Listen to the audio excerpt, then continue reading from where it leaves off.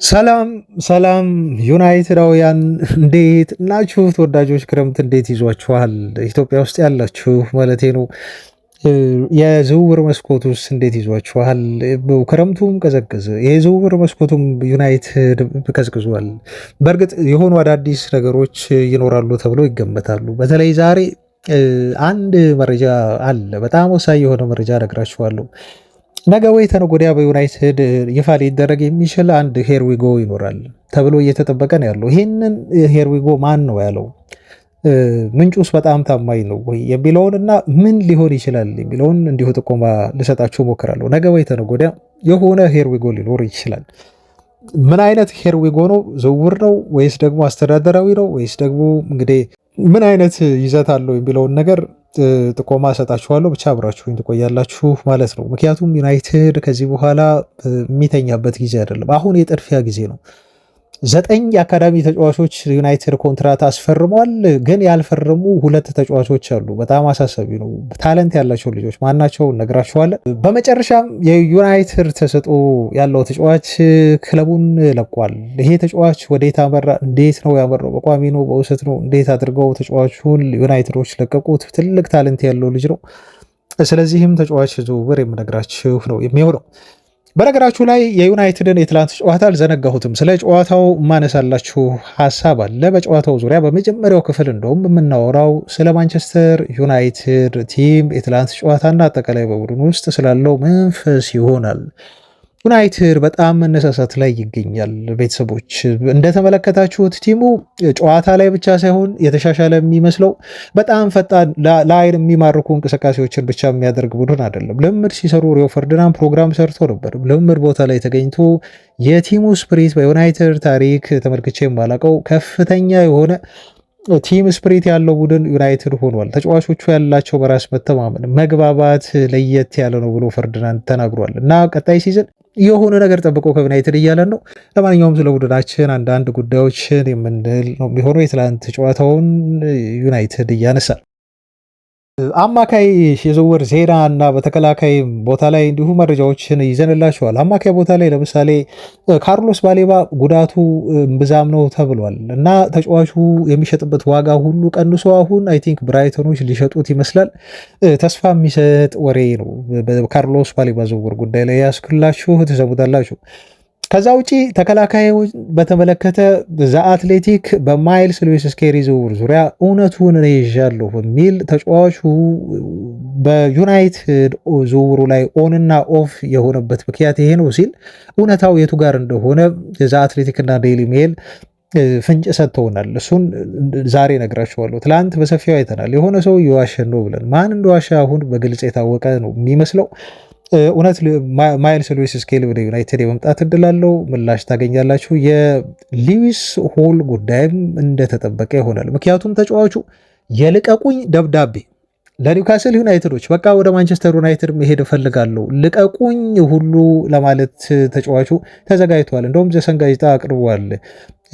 በቃ የልቀቁኝ ደብዳቤ ሁሉ ለክለቡ አስገብቷል። ልክ ጊማሬሽ እንዳደረገው በአርሰናል መቀላቀል እንደሚፈልግ እንደተናገረው ሁሉ ሉዊስ ሆልም ወደ ዩናይትድ አምርቶ ለዩናይትድ መጫወት እንደሚፈልግ ለክለቡ ሰዎች በግልጽ አሳውቋል ተብሏል። እንግዲህ ይሄን ማድረጉ ዝውውሩን ያፋጥንለታል የሚለውን አብረን የምናይ ነው የሚሆነው። መረጃዎችን ግን እኛ እናደርሳችኋለን። እንደተለመደው ቪዲዮ ላይክ በማድረግ አብራችሁን እንድትቆዩ ሀሳብ፣ አስተያየት፣ ጥያቄዎቻችሁንም ኮሜንት ላይ እንድታሰፍሩ ጋብዛለን። አብራችሁ ሁኑ። መልካም ቆይታ።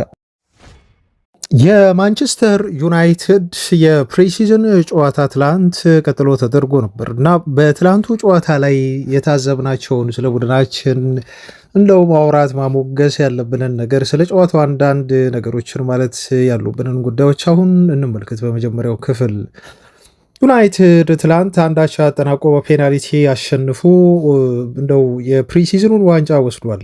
የተዘጋጀውን ካፕ ማለት ነው። ግን በትላንቱ ጨዋታ ላይ የታዘብናቸው በርከት ያሉ የምናወራባቸው ጉዳዮች አሉ። እነኛን ነገሮች መጥቀስ ይኖርብናል። ለምሳሌ ዘርክዚ ትላንት በጣም ጥሩ እንቅስቃሴ አድርጓል። በነገራችሁ ላይ ዘርክዚ በትላንቱ ጨዋታ ብቻ አይደለም እዚህ ፕሪሲዝን በጣም ጥሩ ጊዜ እያሳለፉ ካሉ ተጫዋቾች መካከል ተጫዋቹ አንዱ ነው። ቀጣይ በዩናይትድ ቤት ይቆያል የሚለውን አብረን የምናይ ይሆናል። በኋላ ዜና አለን። ፋብሪዞ ሮማኖ እንደው ስለ ዝውውሩ ምን ጉዳይ እንደደረሰ የዘርክዜን ጉዳይ መረጃ የምናደርሳቸው ይሆናል። ከትላንት ጨዋታ ሌላው የተረዳ ነው ዩናይትድ ምን ያህል ፍሉድ የሆነ ፓስ በፍጥነት የሚደረግበት አጨዋወትን እንደሚከተል ማይክል ካሪክ በራሱ ቀለም የማንቸስተር ዩናይትድን ቡድን እየገነባው እንዳለና ዩናይትድ ዓላማ ባለው መልኩ የሚጫወት ቡድን መሆኑን ኢቨን በፕሪሲዝን የተመለከትንበት ጨዋታ ሆኖ አልፏል። የትላንቱ አሁን ቡድኑ እነ ራሽፎርድን እነ ሜኑና እነ ማርቲኔዝን የመሳሰሉ ተጫዋቾች እንደዚሁ አግኝቷል። በትላንቱ ጨዋታ እንደው ለየት ያለው ነገር ክራውዱ ነው። ታውቃላችሁ የክሮክ ፓርክ የተባለው ስቴዲየም በአውሮፓ ከሚገኙ ግዙፍ ስቴዲየሞች መካከል ሶስተኛው ነው ተብሏል። በአየርላንድ ነው የሚገኘው። የመያዝ አቅሙ 82,000 ነው እና የዩናይትድን ጨዋታ ለመከታተል ትላንት 82,000 ትኬቶች በሙሉ ተሽጠው አልቀው ነበር። ዋጋቸው ከ50 ዩሮ እስከ 155 ዩሮ ይጠጋ ነበር ተባለ እና በዚህ ያህል ዋጋ ግን ደጋፊዎች ዩናይትድን ለመመልከት ትኬት ቆርጠው በስቴዲየም መገኘታቸው እንደዚሁ የተረጋገጠ ሆኖ ነው። በጣም በሞላ ስቴዲየም የዩናይትድ ደጋፊዎች ስቴዲየሙን በሞሉበት አላቅም። የሊድስ ደጋፊዎች አንድ 10,000 ሊኖሩ ይችላሉ፣ ግን አብዛኛው በስቴዲየሙ ክፍል ማለት ይቻላል ከ70,000 በላይ ዩናይትድ ደጋፊዎች ነበሩ። ይሄንን ነው እንግዲህ ትላንት የታዘብነው ምን ያህል ዩናይትድ በርካታ ደጋፊዎች በኤዥያ ብቻ ሳይሆን ኢቨን አውሮፓ ውስጥ ወይ ደግሞ ግሬት ብሪቴን ውስጥ እንዳለው ትላንት ያረጋገጠበት ጨዋታ ነበር ብሎ ማለት ይቻላል። ለዚህ ማረጋገጫ የሚሆነው በጨዋታው መሀል እንደው ጨዋታው ሳይጠናቀቅ ሁሉ አንዳንድ የዩናይትድ ደጋፊዎች ስቴዲየሙን ጥሰው በመግባት ወይም ዘለው በመግባት ነው ከጥበቃዎች ከብሩኖ ፈርናንዴስ ጋር ከሌሎች የዩናይትድ ተጫዋቾችም ጋር እንደዚሁ ፎቶ ለመነሳት ጨዋታው እንዲቋረጥ ያደረጉት ማለት ነው እና ምን ያህል የአይሪሽ ዩናይትድ ደጋፊዎች ይህን ጨዋታ በጉጉት ጠብቀውት እንደነበረ ከስቴዲየሙ ሙላት እና ከዛም ሜዳ ላይ ዘሎ በመግባት ከዩናይትድ ተጫዋቾች ጋር ፎቶ ለመነሳት ያደረጉትን ጥረት አይታችሁ መታዘብ ትችላላችሁ።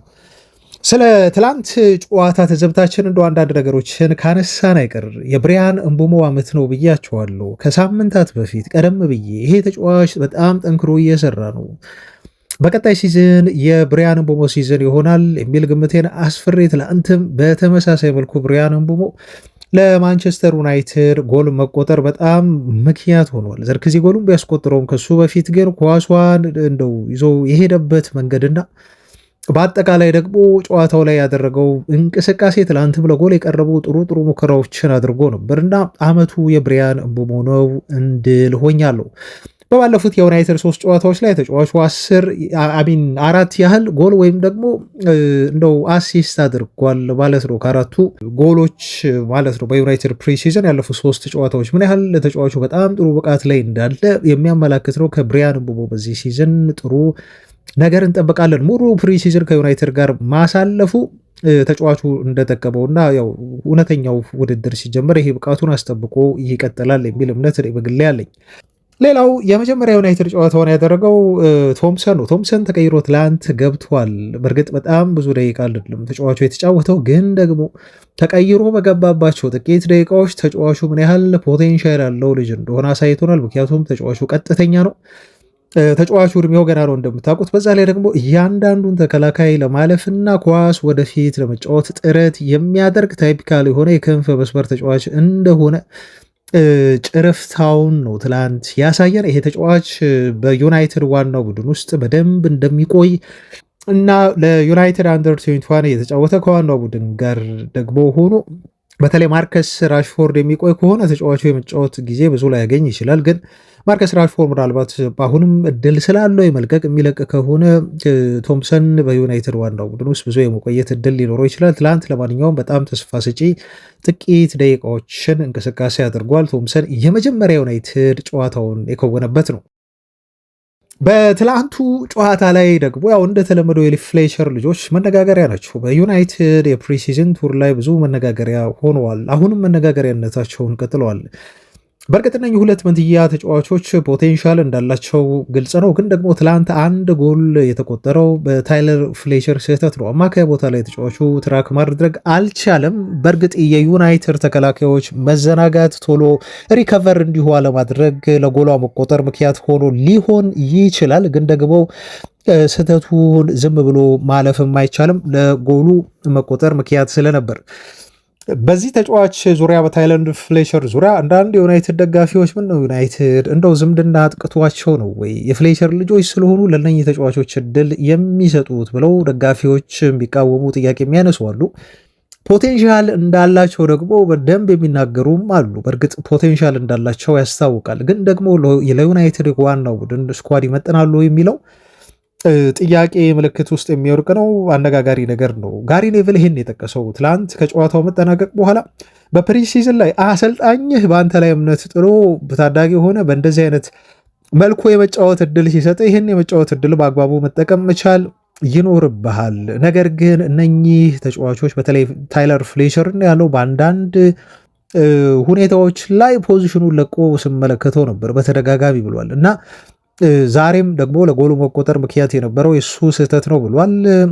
እንደዚህ አይነት ነገሮችን ለአሰልጣኛቸው መልእክት መስጠት የለባቸውም በሚል ነው ታይለር ፍሌቸርን ተችቶ ጋሪ ኔቭል ያው ተጫዋቹ እድሜው ገና ቢሆንም ግን ተችቶት አስተያየት ሰጥቷል። ለማንኛውም ይሄ ጨዋታው አንዱ ክስተት ነበር። ጨዋታው ካለቀ በኋላ ግን ማዝራዊ የተናገረው ነገር ትንሽ ቀልቤን ስቦታል እና ምንድን ያለው ማዝራዊ ዩናይትድ ባለፈው ሲዝን እንደው በቀጠለበት ሪትም እና በተከተለው አጫወት ዘንድሮም በቀጣይ ሲዝን ላይ ይህን አጫወት ለማስቀጠል ቡድናችን ጠንክሮ እየሰራ ነው ብሏል። እንደውም ኢቨን ከባለፈው ሲዝን አጫወታችን ማይክል ካሪክ ከመጣ በኋላ ማለቱ ነው ይበልጥ አሻሽለን ዘንድሮ ይበልጥ ኳስ ኮንትሮል አድርጎ የሚጫወት ቲም እየሰራ ነው እና ከአምናው የተሻለ ዩናይትድን ጠብቆ በሚል አስተያየት ሰጥቷል። ግልጽ የሆነ ሀሳቦች እንዳሉት አሰልጣኙ ያስታውቃል ብሏል።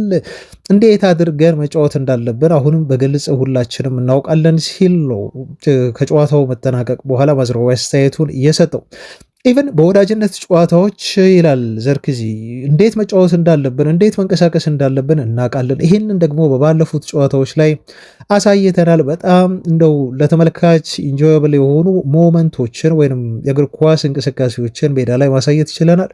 ይህም ጉዳይ በይበልጥ አጠናክረን በዋነኞቹ ጨዋታዎችም ላይ እንቀጥላለን በሚል ነው ማዝራዊ ከሩበን አሞሪም ይልቅ እንደው በቀጥታ ባይናገረውም ግን አሁን በማይክል ካሪክ ስር ቡድኑ እንዴት መጫወት እንደሚፈልግ ተጫዋቾቹ በደንብ እንደተረዱ እና ያንን ተግባራዊ እያደረጉ ይበልጥ አዝናኝ እግር ኳስ እየተጫወቱ እንደሆነ ነው አስተያየቱን እንዲሁ የሰጠው እና ማንቸስተር ዩናይትድ የትላንት ጨዋታውን ሲያደርግ ሲጠበቁ የነበሩ ተጫዋቾቻችን ያው አልተሳተፉም። ታውቃላችሁ፣ ለምሳሌ አሁን ማርከስ ራሽፎርድ አልተሳተፈም፣ ምክንያቱም በቅርቡ ነው ቡድኑን የተቀላቀለው። ኮቢ ሜኖም እንደዛው። ራሽፎርድ ግን በቀጣይ ዩናይትድ በፕሪሲዝን የመጨረሻ ጨዋታ ኤሲ ሚላንን ይገጥማል። እዚህ ጨዋታ ላይ እንደሚሰለፍ ነው ራሽፎርድ የሚጠበቀው።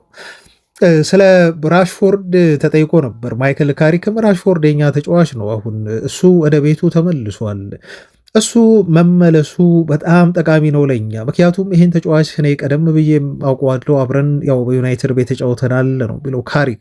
ስለዚህ የተለየ ነገር ለቲማችን ይሰጣል፣ ደካማ ጎናችንን ዩናይትድ የሌለውን ኳሊቲ ነው ይዞ የሚመጣው ራሽፎርድ በሚል ተጫዋቹን እንደሚጠቀምበት እና ያው እንደተባለውም ፍላጎት እንዳለው ከራሽፎርድ ጋር የመቀጠል እንደዚሁ ፍንጩን ያረጋገጠበት ጨዋታ አስተያየት ነው የሆነው ከጨዋታ በኋላ የሰጠው ማለት ነው። ስለዚህ ራሽፎርድ በማንቸስተር ዩናይትድ ቤት የመቀጠል ዕድሉ ሰፊ እንደሆነ ነው አሰልጣኙ ማይክል ካሪክ ያረጋገጠልን። እንደውም ማዝራዊ ራሽፎርድ እንደ አዲስ ተጫዋች ነው ሲል ሁሉን ያደነቀው።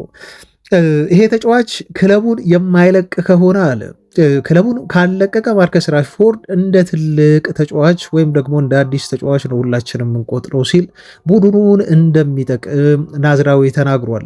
ነገር ግን በመጨረሻ የማይለቅ ከሆነ ምክንያቱም እኔ እዚህ ላይ የመወሰን መብቶ የለኝም በሚል ክለቡ ማርከስ ራሽፎርድን በውሰት ወይም በቋሚ ዝውውር ማይሸጠው ከሆነ በጣም ጠቃሚ ተጫዋች ሊሆን እንደሚችል ነው ናዝራዊ ከጨዋታው መጠናቀቅ በኋላ አስተያየቱን የሰጠው። ቤተሰቦች ስለ ትላንቱ ጨዋታ እንደው አንዳንድ ትዝብቶቻችንን እና አስተያየቶችን ጠቃሚ ያላቸውን በዚህ መልኩ ካደረስናችሁ አሁን ደግሞ የምናልፈው ወደ ዝውውር ወይም ኮንትራት እና ተያያዥ ጉዳዮች ይሆናል። ማንቸስተር ዩናይትድ የዘጠኝ ታዳጊ ተጫዋቾችን ኮንትራት ፕሮፌሽናል ኮንትራት አድርጎ ማስፈረሙን ይፋ አድርጓል። ክለቡ ትላንት ነው ይህን ይፋ ያደረገው። እኛ ዜናውን ካደረስናቸው በኋላ በመሆኑ በትላንቱ ዜናችን ላይ አልተካተተም። ዘጠኝ ተጫዋቾቻችን የአካዳሚ ፕሮፌሽናል ኮንትራት ነው የፈረሙት። እነኚህ ተጫዋቾች ጃኮብ ዋትሰን፣ ናታን ባርቦሳ፣ እንደዚሁም ሚልስ፣ ብራድበሪ፣ ሃርዲ፣ ካሜሮን እንዲሁም ጄደን ንግዋሳኪ የተባለ ተጫዋች እንዲሁም ናትናኤል ጁኒየር ብራውን እና ማክ ክሮማክ ተብለው የሚጠሩ ተጫዋቾች ናቸው ከዩናይትድ ጋር ፕሮፌሽናል ኮንትራት መፈራረም የቻሉት ማለት ነው። እና እነኚህ ተጫዋቾች 17 ዓመት የሞላቸው ናቸው ማለት ነው። ከዩናይትድ ጋር የአካዳሚ ፕሮፌሽናል ኮንትራት ፈርመው በክለቡ ቢያንስ ለተጨማሪ 1 ዓመት ለመቆየት እየተስማሙ የዩናይትድ አብዛኞቹ አንደር 21 ተጫዋቾች ናቸው ማለት ነው። ስለዚህ እድገታቸውን በኦልድ ትራፎርድ ካሪንግተን ያስቀጥላሉ። ነገር ግን እዚህ ውስጥ ያላየነው ስምና ብዙዎች ጥያቄ ያነሱበታል። በጣም ጥሩ ተከላካይ ነው። ስለዚህ ልጅ እንደውም በዚህ ቻናላችን ላይ አስተዋውቂያቸዋለሁ። ይሄ ሴንተር ባክ ጉድዊል ኮኮኒክ ተብሎ ይጠራል። 18 ዓመቱ ነው። ተጫዋቹ ምናልባት እድለኛ አይደለም ብዬ አንድ ከምወስደው ነገር የሄቨን እና የዮሮ መኖር ነው። የልጁ የዩናይትድ እግር ኳስ እድገት ላይ ምናልባት እነኚህ ሁለት ተጫዋቾች መኖራቸው ተጽዕኖ ሊያሳድር ይችላል። ምክንያቱም ከሱ በእድሜ ብዙም እነኚህ ተጫዋቾች ባይበልጡም ግን ለዩናይትድ ዋናው ቡድን ቅርብ የሆኑ ሴንተር ባኮች ናቸው። ስለዚህ ጉድቦል ኮኮኒክ በዩናይትድ ዋናው ቡድን ብዙ የመጫወት እድል አላገኘም። በእርግጥ ስልጠናዎችን ከዋናው ቡድን ጋር አድርጓል። በዚህ ፕሮፌሽናል ኮንትራት ሊስት ውስጥ አለመካተቱ ብዙዎች ምናልባት ተጫዋቹ ወደ ሌላ ክለብ ሊሄድ ይሆን እንዴ ብለው ጥያቄ እንዲያነሱ አድርጓል። ተጫዋቹ እንግዲህ በዩናይትድ ትልቅ ተስፋ የተጣለበት ነው። ዩናይትድ በቀላሉ ይለቀዋል ተብሎ አይጠበቅም። ከክለቡ ጋር የሚለያይ ተጫዋች አይመስልም። ወይ ደግሞ በሁለተኛ ዙር ዩናይትድ ኮንትራቶችን ይፋ ሲያደርግ ይህን ልጅ አካቶ ይፋ ያደርገዋል ተብሎ እየተጠበቀ ነው ያለው። ለጊዜው ግን በዚህ ዝርዝር ውስጥ የለም። ሌላው በትልቁ የሚጠበቀው ግን የኖህ አጃዬ ጉዳይ ነው። ስለዚህ ተጫዋች ታውቃላችሁ፣ በነገራችሁ ላይ ጉዳት ስላለበት እንጂ ኖህ አጃዬ በጣም ቅመም የሆነ በጣም አስደናቂ የክንፍ መስመር ተጫዋች ነው። በጣም ትገረሙበታላችሁ። ይህን ልጅ አስተዋወቂያችኋለሁ ከዚህ በፊት አይ ቲንክ ቪዲዮንም አይታችኋል በደንብ ቻናላችንን ብትከታተሉ ቤተሰቦቻችን። ኖህ አጃዬ ፕሮፌሽናል ኮንትራቱን ከጉዳቱን እንደተመለሰ ተጫዋቹ ይፈርማል ተብሎ ይጠበቃል። ይሄ ትልቅ ታለንት ያለው ተጫዋች በማንቸስተር ዩናይትድ በጣም በቅርበት ክትትል ላይ ያለ በክለቡ ድጋፍ እንክብካቤ የሚደረግለት ልክ እንደ ጄጄ ገብርኤል ሁሉ ትልቅ ቦታ ይደርሳል ተብሎ የሚጠበቅ ተጫዋች ነው። ይሄም ተጫዋች የሚፈርመው ኮንትራት እጅግ ተጠባቂ ነው የሚሆን።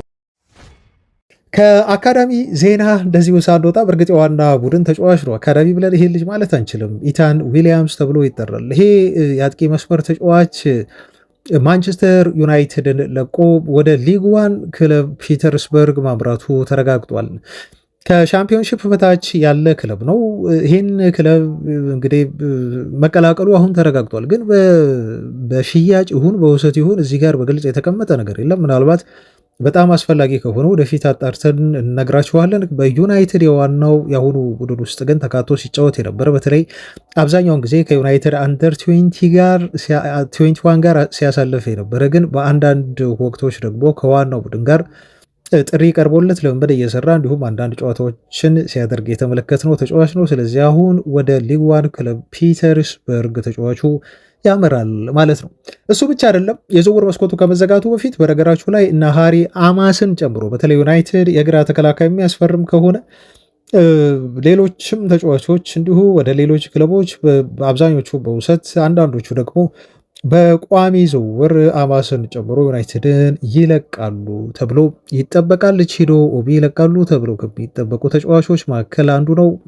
በውሰት ተሰጥቶ ልምድ እንዲያገኝ በሚል ምክንያት የዝውውር ዜናዎችን ካነሳን አንድ ጥያቄ አቅርባችኋል። የዚህ ተጫዋች ጉዳይ እንዴት ደረሰ? ሉዊስ ፔጅ የተባለው ተጫዋች ወደ ዩናይትድ የሚያደርገው ዝውውር ከምን ላይ ነው ለምትሉን ምላሽ ልንሰጣችሁ ይኸው መጥተናል። ቤተሰቦች ተጫዋቹ አሁን በዝውውሩ እንቅስቃሴ ላይ ድርድር ላይ ነው የሚገኘው። በግል ችግር የለበትም፣ ተስማምቶ ይገኛል። ዩናይትድ የመፈረም ከፍተኛ ፍላጎት ስላለው ተጫዋቹ ከዩናይትድ ጋር ሙሉ ለሙሉ ተስማምቶ ጨርሷል። አሁን ግን ፕሮፌሽናል ኮንትራት ያለው ልጅ ነው። ተጫዋቹን ለማስፈረም ግዴታ ከሌስተር ሲቲ ጋር ድርድር፣ ንግግር የሚያስፈልግ ይሆናል። ዩናይትዶች ይህንን ነው በዚህ ሰዓት እየከወኑ የሚገኙት።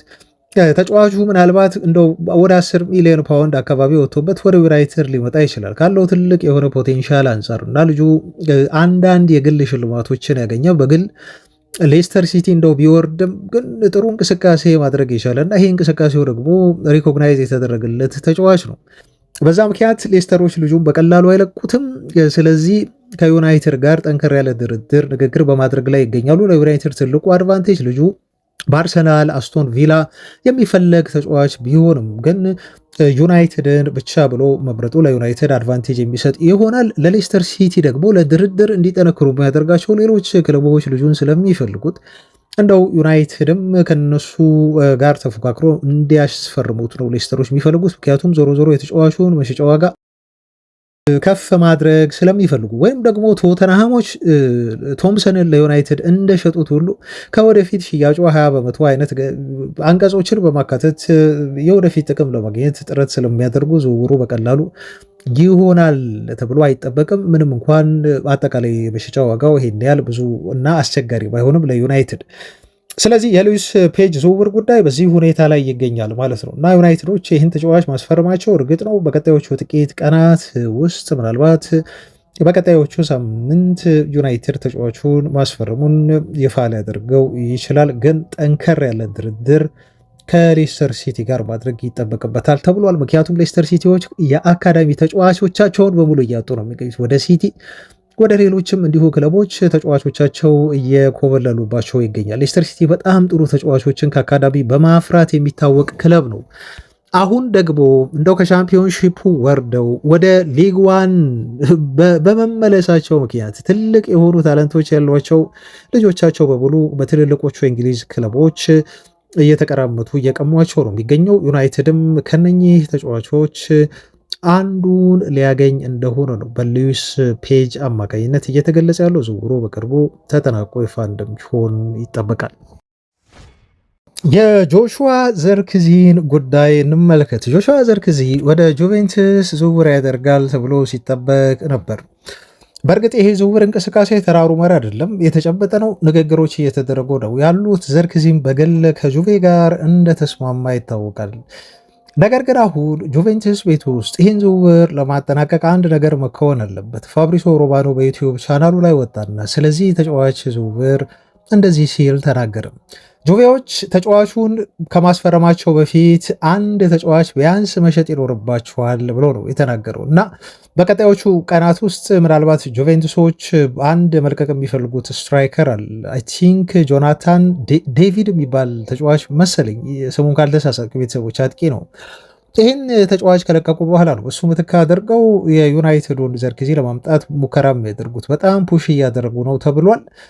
በተለይ ዘርክዚ በፕሪሲዝን ጨዋታዎች ላይ በጣም ጥሩ የተነቃቃ ይመስላል። ሻርፕ ነው ልጁ። በእርግጥ በፕሪሚየር ሊግ ጨዋታዎች ላይ ደግሞ ተሰልፎ ስናየው አምና ትንሽ መቀዛቀዝ፣ አቋም መውረድ ታይቶበታል። አሁን ግን ምናልባት ጠንክሮ ሰርቶ ይህን ሊያሻሽል ይችላል። ብዙዎች እንደውም ዘርክዚ አይልቀቅብን በዩናይትድ ቤት ይቆይ ብለው አስተያየት እየሰጡ ነው የሚገኙት። ግን ደግሞ ማንቸስተር ዩናይትዶች እሱን ለቀው ሌላ አጥቂ ቢያመጡ በጣም ደስተኞች ነው የሚሆኑት። ይሄን መረጃ ከዚህ በፊት ሁሉ ነግረናቸዋል ቤተሰቦች። ትላንት ሮብ ዳውሰን የኤስፔን ጋዜጠኛ ሁሉ ወጥቶ በዚህ ጉዳይ ላይ ዩናይትድ አጥቂ ያስፈርማል፣ ግን ደግሞ አጥቂ የሚያመጣው ጆሹዋ ዘርክዚ ክለቡን ከለቀቀ ነው ብሎ እሱም ማረጋገጫ ሰጥቶናል። ስለዚህ ዘርክዚ ካለቀቀ ዩናይትድ አጥቂ ያመጣም ማለት ነው። ወይም አጥቂ የማምጣት እድሉ እንደው 100% አክትመዋል ባንልም ግን ደግሞ ይጠባል ለማለት ነው። ፋብሪሶ ሮማኖ ስለ ዘርክዚ መልቀቅ አለመለቀቅ ጉዳይ በዚህ መልኩ እንቅጩን ነግሮናል ማለት ነው። በቅድሚያ ዩናይትድ ዘርክዚን መልሸጥ ይኖርበታል አጥቂ ለማስፈረም ከማሰቡ በፊት። አለበለዚያ ዩናይትዶች እንዲሁ ዘርክዚን በቀላሉ ለጁቬንትስ እንዲሁ አይለቁትም ማለት ነው እና ዩናይትድም አጥቂ ለማስፈረም የሚያመች ውል ነው መዋል ያለበት ከጁቬንትስ ጋር። ምክንያቱም ዘርክዚን በውሰት ነው የሚያስፈርሙት ወይስ ደግሞ የውሰት ውሉን በቋሚነት ይቀይሩታል? እዛ ከተጫወተ ከተወሰነ ጨዋታዎች በኋላ ኮንዲሽናል አድርገው ኮንትራቱ ላይ ኦብሊጌሽን ማድረግ ነው የሚፈልጉት ዩናይትዶች። ይሄ ትልቁ ጁቬና ዩናይትድን ላያስማማ የሚችል ጉዳይ ነው። ምናልባት ጁቬንቱሶች ኦፕሽን አድርጉልን፣ አማራጭ አድርጉልን የሚሉ ከሆነ ለዩናይትድ አይመችም። በውሰት ወስደው በቋሚነት እንዲያስፈርሙት የሚያስገድድ አንቀጽ ዩናይትድ ይፈልጋል ማለት ነው። ስለዚህ ይሄ ጉዳይ በሁለቱ ክለቦች መካከል በትልቁ መፈታት ይኖርበታል። ዩናይትድ ዘርክዚን ለጁቬንትስ እንዲለቅ ካስፈለገ፣ ከዛ ውጭ ደግሞ ጁቬዎች ጆናታን ዴቪድ የተባለውን አጥቂያቸው ከክለቡ መሸጥ መቀነስ ይኖርባቸዋል ማለት ነው። ስለዚህ ይሄ ነገር እስካልተፈጠረ ድረስ በተለይ ጁቬ አጥቂውን እስካለቀቀ ድረስ እና ሁለቱ ክለቦች የኦፕሽን ቱባይ እና ኦብሊጌሽን ቱባይ የሚለው ላይ እስካልተስማሙ ዘርክዚ በዩናይትድ የሚቆይ ይሆናል። ዩናይትድም ስትራይከር የማስፈረም እድሉ ጠባብ ይሆናል። ወደ ተከላካይ መረጃዎቻችን እንለፍ። ተከላካይ ዝውውር ዜና ማለት ነው ቤተሰቦች፣ ትላንት በሰፊው አውርተንበታል። ከትላንት በስቲያ ነው እርግጥ ዜናው የወጣው። የማይልስ ሉዊስ ስኬሊን መረጃ ላደረሳችሁ ብዬ ነው ይህን ዜና ይዤ የመጣሁት። ምናልባት ትላንት በደንብ አውርተንበታል፣ ግን ደግሞ ዛሬ ይበልጥ ጥራት ያለው መረጃ ቀርበዋል ብዬ በግሌ ያስባሉ። ምክንያቱም ትላንት ስንገምት ነበር።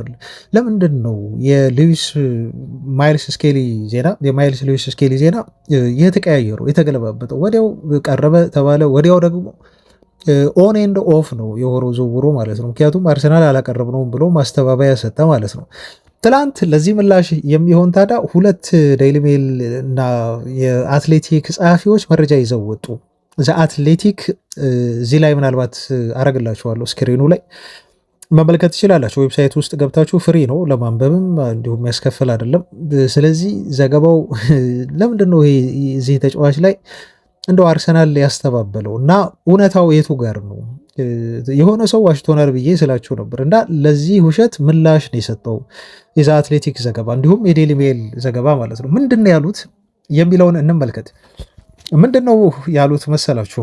አርሰናሎችን በቀጥታኛ አናግረናል አሉ አትሌቲኮች። አርሰናሎችን ስናናግር ግን የገለጹልን ነገር ተጫዋቹን እኛ ለሽያጭ አላቀረብንም ብለው ነው የመለሱልን አሉ አትሌቲኮች። ነገር ግን ደግሞ ተጫዋቹ ለሁለቱ ክለቦች መቅረቡን ደግሞ እኛ ያረጋግጠናል ነው እነሱ የሚሉት። ምክንያቱም እንግዲህ ከቼልሲ ሰዎች የዩናይትድ ሰዎች በዚህ ጉዳይ ላይ ሊዋሹ አይችሉም ብያቸዋለሁ። ምክንያቱም የሚያገኙት ጥቅም ምንድን ነው?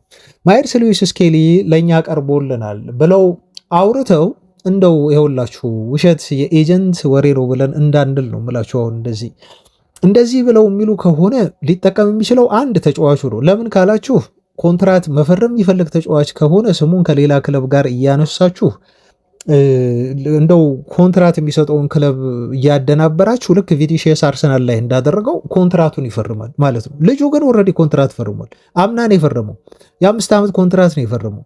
ስለዚህ የዩናይትድ እና የቼልሲ ሰዎች ለምንድን ነው ሳይቀርብላቸው ልጁ ቀርቦልናል እንድናስፈርመው ብለው የሚናገሩት? ሴንስ አይሰጥም ይሄ ጉዳይ ማለት ነው። መስተባበሉ ልክ አይደለም። ትላንት የሆነ ቦታ ስህተት አለ ያልኳችሁ ለዚህ ነው።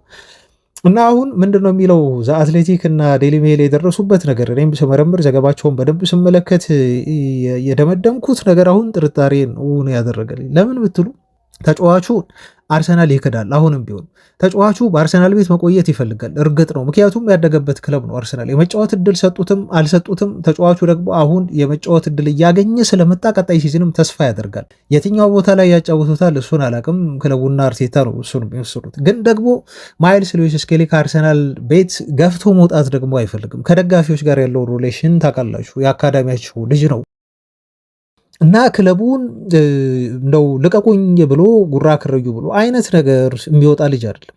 ክለቡ ግን ይኸውላችሁ አሁን ያለው ሁኔታ ምንድን ነው? ክለቡ አርሰናል ግን ሊሸጠው ይፈልጋል። በውስጥ ነው፣ በይፋ አይደለም። በይፋ የትኛውም ጋዜጠኛ ሲጠይቃቸው አይ ሉዊስ ስኬሊ እኛ ልጅ ነው የአካዳሚያችን ውጤት ነው፣ በፍጹም እንደዚህ አላልንም፣ እኛ ልጁን ለመሸጥም አላሰብንም የሚል አስተያየት ይሰጧቸዋል ማለት ነው። ትላንት ማይክል አርቴታ ከጨዋታው መጠናቀቅ በኋላ የወዳጅነት ጨዋታ ነበራቸው። ሲጠየቅ በዚህ ተጫዋች ዙሪያ ጎልም አስቆጥሮ ነበር ታውቃላችሁ። እና ሰለብሬት ሲያደርግ የይቅርታ የሚመስል ነገር በኋላ ላይ ደግሞ በእጁ የልብ ቅርጽ ሰርቶ ነው ማይልስ ሉዊስ ስኬሊ ለአርሰናል ደጋፊዎች ደስታውን የገለጸው ልጁ ማለት ነው። ለክለቡ ያለውን ፍቅር እዚህ ጋር አሁን እያሳየ ነው። አንዳንዶች ደግሞ ይቅርታም እየጠየቀ ነው። በተጫዋቹ ዙሪያ በተወሩ የሰሞኑ ጉዳዮች ብለው ይላሉ። አርቴታ ተጠየቀና ምን አለ? ስፔኩሌሽኖቹንም በተመለከተ አለ ለቼልሲና ለዩናይትድ ተጫዋቹ ቀርበዋል መባሉን በተመለከተ ጥሩ ምልክት ነው ሲል አርቴታ ተናገረ። እንዴት ይሉታል?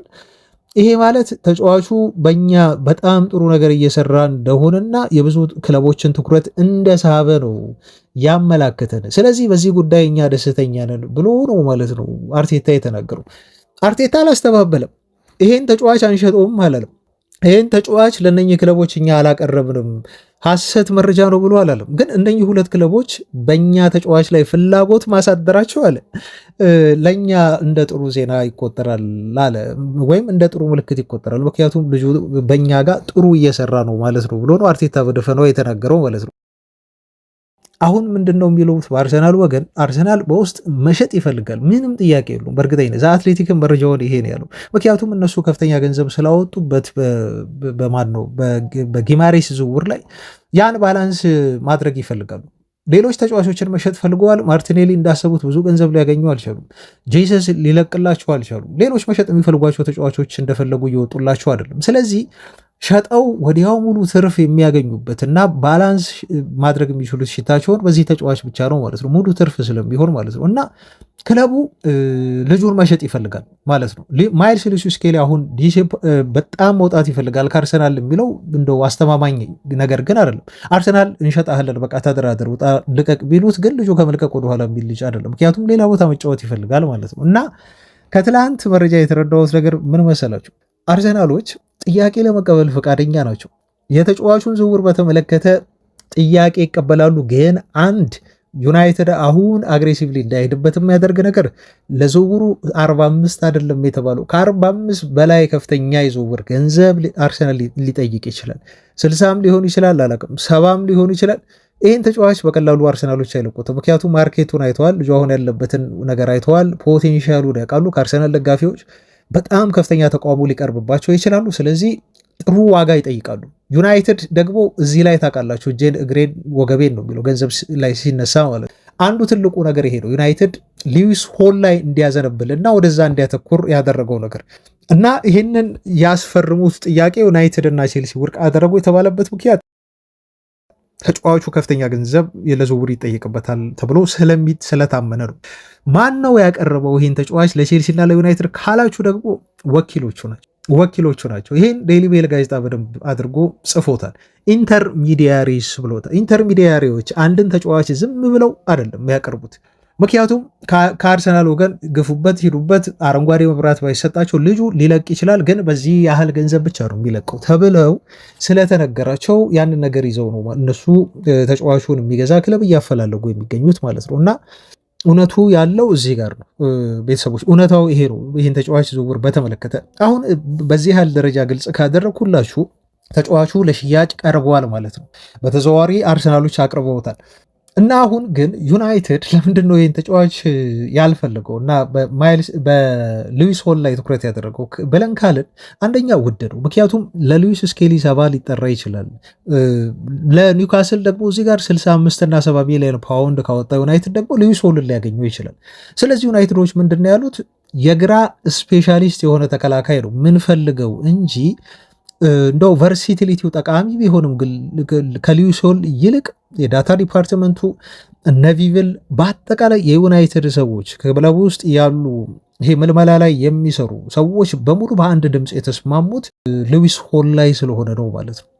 ስለዚህ ሉዊስ ሆል ስፔሻላይዝድ የሆነ የሌፍት ባክ ስፍራ ተጫዋች ስለሆነ እና በቀጣዮቹ 10 ዓመታትም በዩናይትድ ሌፍት ባክ በደንብ አድርጎ ሊመራ የሚችል በመሆኑ እና እንደው የቦታም ችግር የሌለበት ተጫዋች ነው። አንዴ አማካይ ልጫወት ብሎ ሊያስቸግር አይችልም ማለት ነው። ልክ እንደ ማይልስ ሉዊስ ስኬሊ ወደ ዩናይትድ የሚመጣ ከሆነ ፍላጎቱ መጫወት የሚፈልገው አማካይ ቦታ ነው የተባለው። እንደውም ከአርቴታ ጋር የተጋጩበት ተብሎ የተገለጸው ነገር ተጫዋቹ ከተከላካይ ይልቅ አማካይ ሆኖ መጫወት ይፈልጋል 6 ቁጥር ቦታ ላይ ተብሎ ነው የተነገረው። ስለዚህ ዩናይትድ መጥቶ ደግሞ ዩናይትድ ይሄን ጋራንቲ የማይሰጠው ከሆነ በአማካይ ቦታ ላይ የማይጫወት ከሆነ ኢንተረስትድ ላይሆን ይችላል። ሉዊስ ሆል ግን በጣም በደስታ የሉክሾር ቦታ ሸፍኖ መጫወት ይችላል። ተፈጥሯዊ ቦታውም ያ ነው እና ስፔሻላይዝድ የሆነ የሌፍት ባክ ስፍራ ተጫዋች ስለሆነ ቤራዳ፣ ዊልኮክስ፣ ቪቭል እንዲሁም የዳታ ዲፓርትመንት ዋና ኃላፊ ሳንሶኒ ሁሉ ሳይቀሩ በሉዊስ ሆል ላይ በጋራ የተስማሙበትና ጥረት የሚያደርጉበት ተጫዋች ነው ተብሏል። ወደ አማካይ እና ሌሎች መረጃዎችን የተመለከቱ መረጃዎችን የምናደርስበት ሰዓት ላይ ተገኘን። እንግዲህ እንደ 3ኛ ክፍል ቁጠሩት ይሄን የመረጃ ጊዜያችን። ቅድም ግን አንድ ነገር ተናግሬ ነበር። በሆነ ዝውውር ላይ እንደው የተሟላ መረጃ ስላላገኘሁኝ ሳገኝ አቀርብላችኋለሁ ባልኩት መሰረት አሁን አግኝቻለሁ።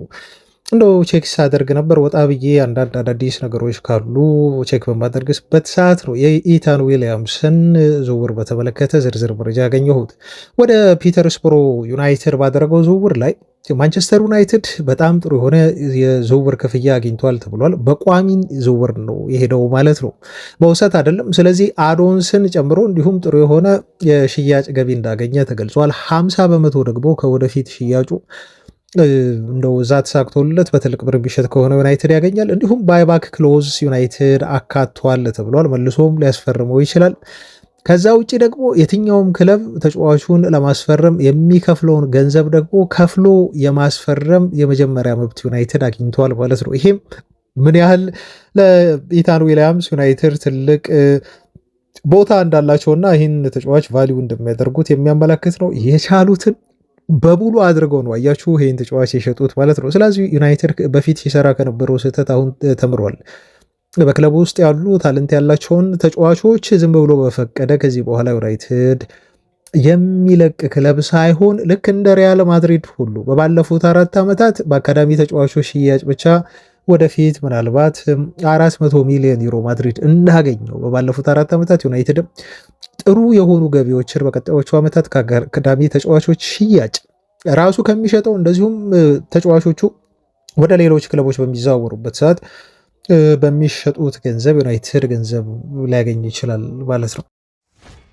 ወደ ብሬኪንግ ዜና እንለፍና ይሄን እንኳን ያው ከዩናይትድ ዝውውር ጋር የተያዘ ብሬኪንግ ዜና አድርጋችሁ የምትወስዱት አይደለም፣ ግን ማርክ ጎልብሪች አንድ መረጃ ይፋ አደረገ። ሮኒ ፈርሟል እና ሮኒ አሁን በየሳምንቱ ከማርክ ጎልብሪች ጋር ተጣምረው አንድ ሾው ለማዘጋጀት ተስማምተዋል። ያንን ነገር ነው ይፋ ያደረገው እና ማርክ ጎልብሪች ደግሞ ከትላንት ጀምሮ በተለይ የትላንት ቪዲዮውን ተመልከቱ ዩቲዩብ ላይ በነገራችሁ ላይ ጎልብሪች ዩናይትድ ደጋፊዎችን ሰስፔንስ እያደረገ ነው።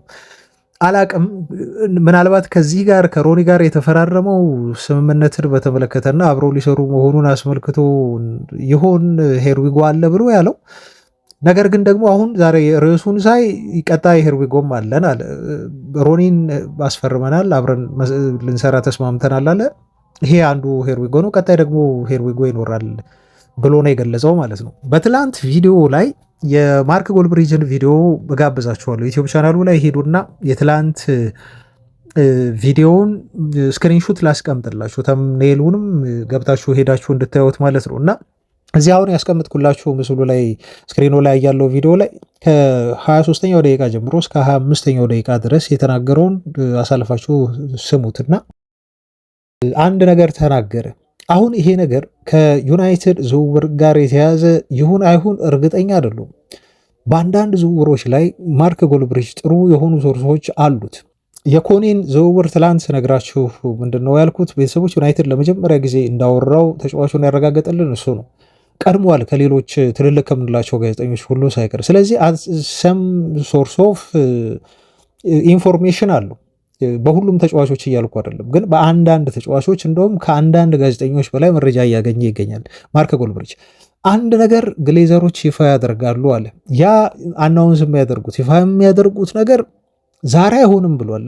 ከሮኒ ጋር አያይዞ ዛሬ አሁን ይፋ ስላደረገው ነው። ሌላ ነገር እየጠበቅኩኝ ነው ማለት ነው እኔ እና እናንተም ምናልባት ሜቢ አይታወቅም እንድትጠብቁ እየጠቆምኳችሁ ያለሁት። ዛሬ አይሆንም ይፋ ያደርጉትም አለ፣ ግን አርብ ይሆናል አለ።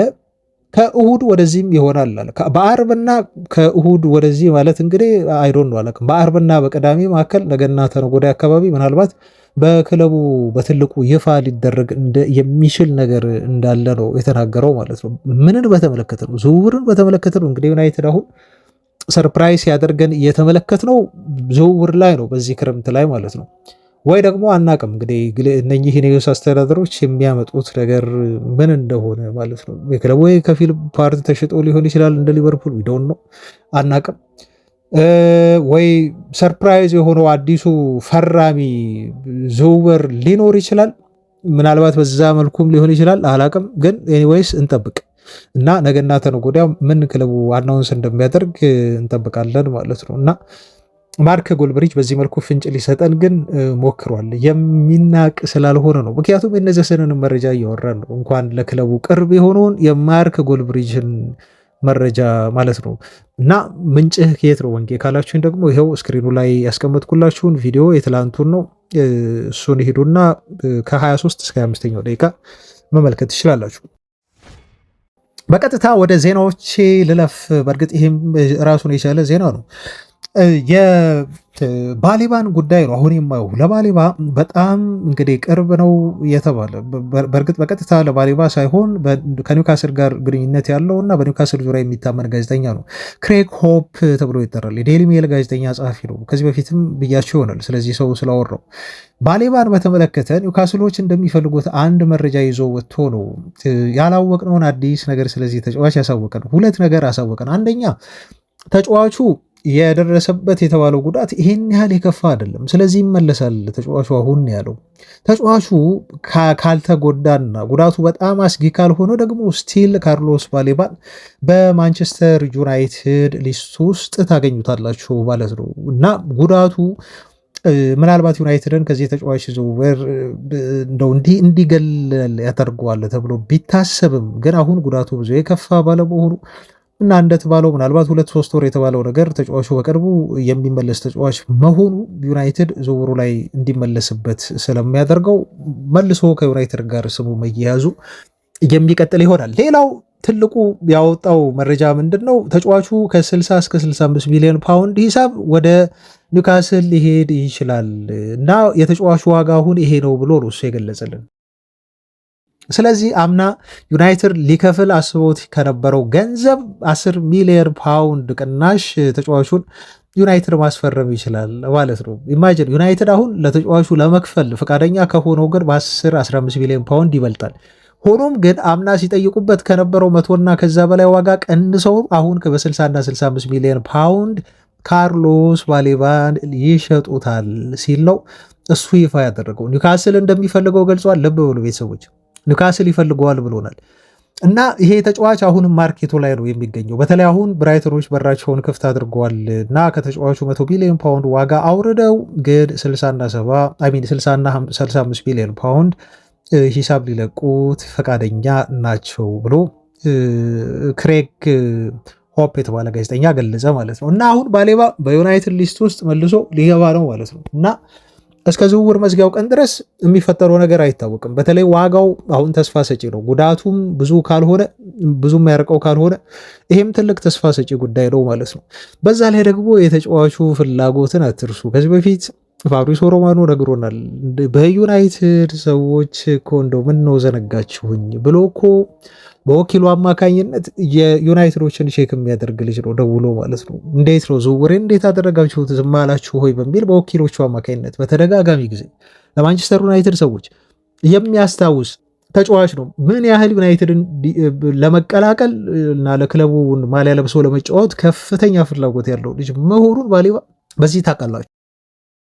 የትኛውም ክለብ ቢመጣ እሱን አሁን ለማስፈረም ጨዋታ ውስጥ ቢገባ ኒውካስል በሉ ሊቨርፑል በሉ እየተወራ እንዳሉ ከዚህ በፊትም ቶተንሃም ሲወራ ነበር። በእርግጥ አሁን ይፈልጉታል ብዬ አላስብም። ሌሎች ክለቦች ይኖራሉ። የትኛውም ክለብ ቢመጣ ኢቨን ኒውካስልም ሊያስፈርመው አሁን ጠንከር ብሎ ቢገፋና ቢሄድ ባሌባ በቀዳሚነት ማንቸስተር ዩናይትድን መርጦ ነው የሚመጣው ማለት ነው። ስለዚህ ዩናይትዶች አሁን በተለይ ካሏቸው አማራጮች መጥበብ አንጻር የፕሪሚየር ሊግ ልምድ ያለው አማካይ የሚፈልጉ ከመሆናቸው አንጻር ባሌባን ዝም ብሎ ገሸሽ ብሎ ሊተዉት የሚችሉት አይነት ተጫዋች አይደለም። ዋጋውም ቢሆን አሁን አትሊስት በዩናይትድ የዝውውር እንትን ውስጥ ሬንጅ ውስጥ ነው የሚገኘው የተለጠፈበት የመሸጫ ዋጋ ማለት ነው። ስለዚህ ካርሎስ ባሌባ ወደ ማንቸስተር ዩናይትድ የሚለው እስከ ዝውውር መዝጊያ ቀን ድረስ በቀጣይ ልንሰማው የምንችል ሊሆን የሚችል እና ከፕሪሚየር ሊግ ውጭ እንዳልነው ቅድም ኮኔን ከሚያስፈርሙ ወይ ሌሎች ተጫዋቾችን ከአማራ የመሳሰሉ ልጆችን ከሚያስፈርሙ ይልቅ ለዩናይትድ እንደው ሌስ ሪስክ ያለው በእርግጥ አምና ካሳየው መጥፎ ብቃት አንጻር ተጫዋቹ ሪስክ ነው። 65ም ስታወጡ ሪስክ ነው።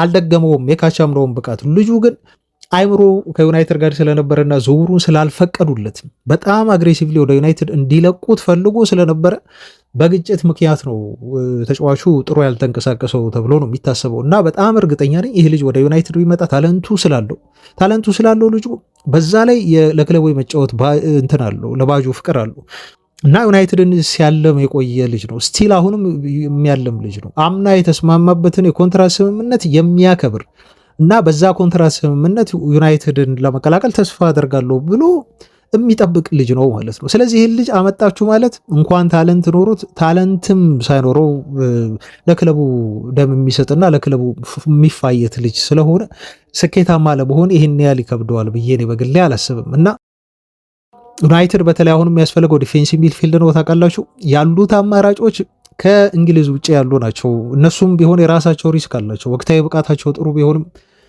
ኮኔ ዓለም ዋንጫው ላይ ከፈረንሳይ ብሔራዊ ቡድን ጋር በጣም ጥሩ ቢንቀሳቀስም ስታዩት ግን በእንግሊዝ ፕሪሚየር ሊግ መጥቶ ወዲያውኑ ስክት ብሎ ዩናይትድን ቀዳዳ ይሸፍናል ብሎ ማለት በጣም ከባድ ስለሚሆን ያለው እንደው ኤክስፒሪየንስ ጥሩ ቢሆንም ልጁ በትልቅ ደረጃ አውሮፓ ሻምፒዮንስ ሊግ ላይ በደንብ የመጫወት ልምድ ስለሌለው በጣም ሪስክ ነው ማለት ነው። ባሌባ ግን እንግሊዝን ያውቋል። እዛው ተጫውተዋል በብራይተን ላለፉት ዓመታት። ስለዚህ ሊጉ አዲስ አይደለም፣ አትሊስት ሊጉ አዲስ አይደለም ለሱ።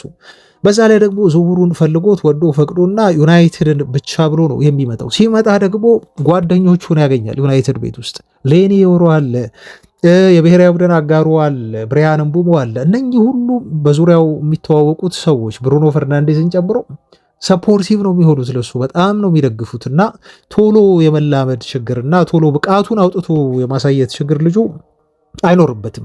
ወዲያው ራሱን ብቃቱን ያሳያል የሚል እምነት አለኝ። በዛ ላይ ደግሞ አሁን ብራይተኖች የተማሩ ይመስለኛል። አንዳንድ ዝውውሮች ላይ ከስረዋል።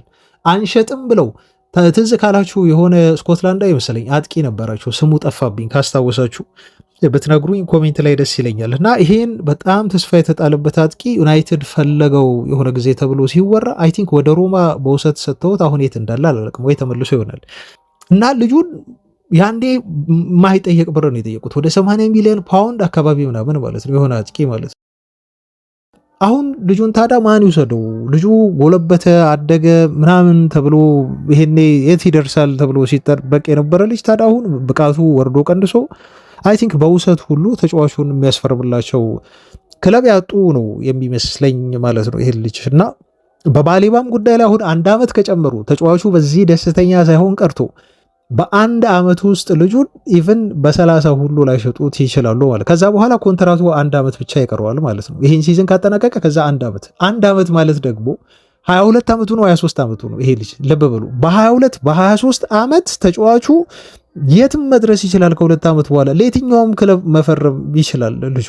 ምክንያቱም ከፊቱ ገና ብዙ ዓመታት አሉ የሚጫወትበት ማለት ነው። ኢቨን 25 ዓመት እንኳን ቢሆነው ወይ 24 ዓመት ላይ ኮንትራቱ ቢጠናቀቅ ተጫዋቹ ፍሪ ኤጀንት ሆኖ ለየትኛውም ክለብ ፈርሞ በጥሩ ገንዘብ ኪሱን አዳልቦ ልጁ ወደ ዩናይትድም መምጣት ይችላል። ከፈለገ ወደ ሌላም ክለብ መሄድ ይችላል። ስለዚህ እዚህ ጋር የሚከስሩት ብራይተኖች ናቸው። ይሄን ታሳቢ ካደረጉ ተጫዋቹን የሚለቁበት ጊዜ ብራይተኖች አሁን ነው እና 60-65 ቢሆን አግኝተው ልጁን አይ ቲንክ እንደው ጠንከር ያለ ፍላጎት የሚመጣ ከሆነ ለዩናይትድ ሁሉ ሳይቀር እኔ የሚሸጡት ይመስለኛልና በካርሎስ ባሌባ ዝውውር ላይ አይ ቲንክ የዩናይትድ ሰዎች ይመለሳሉ በእርግጠኝነት ነው የምላችሁ። እዚህ ተጫዋች ዝውውር ላይ ፉክክር ማድረጋቸው አይቀርም ከሌሎች ክለቦች ጋር ወይ ጥያቄ ጥረት ማድረጋቸው ከቻሉ ማዘዋወራቸው የሚቀር አይመስለኝም። የሚሆነውን ነገር ለማንኛውም አብረን የምናይ ነው የሚሆነው። እዚህ ጋር አንድ መረጃ ደግሞ ላክልላችሁ። በጣም የምናምነው የዘ አትሌቲክ ሪፖርት ስለሆነ ነው። ዘ አትሌቲክ እንደው ዩናይትድ አሁንም ቢሆን ካማቪንጋን ሊያስፈርመው ይችላል ብሎ ሪፖርት አወጣ። በጣም ያስገረመኝ ነገር ግን ሪፖርቱ አይደለም ቤተሰቦች። በእርግጥ ዩናይትድ ካማቪንጋን እንደሚፈልገው እናውቃለን፣ ግን ደግሞ ይህን ተጫዋች ያስፈርመዋል ዩናይትድ ብለን ስናስብ የነበረው በአማካይ ቦታ ላይ ነው። ግን የግሌዘር ቤተሰቦች አለ ዘ አትሌቲክ የግሌዘር ቤተሰቦች ኤድዋርዶ ካማቪንጋን የሚያመጡት ከሆነ ኢኔሶች ለዩናይትድ የሚያስፈርሙት ከሆነ ኦፍኮርስ ግሌዘሮች አልኩ ለምዶብኝ ነው እንጂ እነኚህ ባለሀብቶች በዩናይትድ ዝውውሮች ላይ አሁን ውሳኔ የላቸውም። ድምፅም እንደው የመጨረሻ ይሁንታ መስጠት እንጂ አይሳተፉም ብዙ በዝውውር ኢኔሶች ብል ይሻላል። እና ኢኔሶች አሁን ልጅ የሚያስፈርሙት ከሆነ ግን የሚያመጡት ቨርሳታይል ስለሆነ ነው። አሁንም በጣም አጥብቀው ይፈልጉታል ካማቪንጋን አለ ዘ አትሌቲክ። ተጫዋቹ አማካይ ሆኖ ይጫወታል። እንዲሁም አንዳንድ አስፈላጊ ሲሆን በግራ ቦታ ላይ መጫወት ይችላል። በሌፍት ባክ ቦታ ላይ ተጫውቶ አሳይቷል ማድሪድ ቤት እና የዩናይትድ ሰዎች በዚህ ነገር ቋምጠዋል። ተጫዋቹን የሚያስፈርሙ ከሆነ የ6 ቁጥር ተጫዋች እንዳስፈረሙ ይቆጥራሉ። እንዲሁም የሌፍት ባክ ተጫዋች እንዳስፈረሙ ይቆጥራሉ። በአንድ ድንጋይ ሁለት ወፍ እንደመምታት ያህል ስለሆነ አሁንም ካማቪንጋን ለማስፈረም ዩናይትዶች ፍላጎታቸው እንዳለ ነው ይፈልጉታል ብሏል። እጅግ የምናምነው የዘ አትሌቲክ ዘገባ ነው። በጣም ያስገረመኝ መረጃ ሆኗል ማለት ነው ቤተሰቦች። ስለዚህ በዝውውር መስኮት የመጨረሻ ቀናት ላይ አሁን ወደዛ እየሄድን ነው። አይ ቲንክ 2 ወይ 3 ሳምንት ይቀረዋል ዝውውሩ ሊዘጋ እና ምንም ነገር ሊፈጠር ይችላል። ዩናይትድ 2 ወይ 3 ተጫዋቾችን ሊያመጣ ይችላል። ሞስት ፕሮባብሊ 2 ተጫዋች የማምጣት እድል አለው። ዘርክዚ ከለቀቀ 3 ተጫዋች ዩናይትድ ያመጣል የሚል እምነት ነው እኔም በግል ያለኝ። በጣም ያልተጠበቁ ሰርፕራይዝ የሆኑ ዝውውሮችን በዩናይትድ በኩል እንድትጠብቁ ነው ብለው አድማጮች ፍንጮች በሙሉ ይሄንን ነገር እያመላከቱን ነው የሚገኙት። ማንን እንደሚያስፈርሙ አብረን የምናይ ይሆናል፣ ግን ፈራሚ የሚቀር አይመስልም። ተወዳጆች ይህን ይመስላል ለዛሬ ያስኩላችሁ መረጃ። አብራችሁኝ ስለነበራችሁ እጅግ በጣም ከልብ አመሰግናለሁ። ሁሌም በአስተያየት ለምታበረቱን ላይክ በማድረግ ፖዘቲቭ የሆኑ ጥሩ ገንቢ አስተያየቶችን በመስጠት ከጎናችን ለሆናችሁ ቤተሰቦቻችን ምስጋናችን አሁንም ላቅ ያለ ነው። በድጋሚ አመሰግናለሁ። ነገ በአዳዲስ መረጃዎች አገኛችኋለሁ። እስከዛ ሰላም ሁኑ ባይ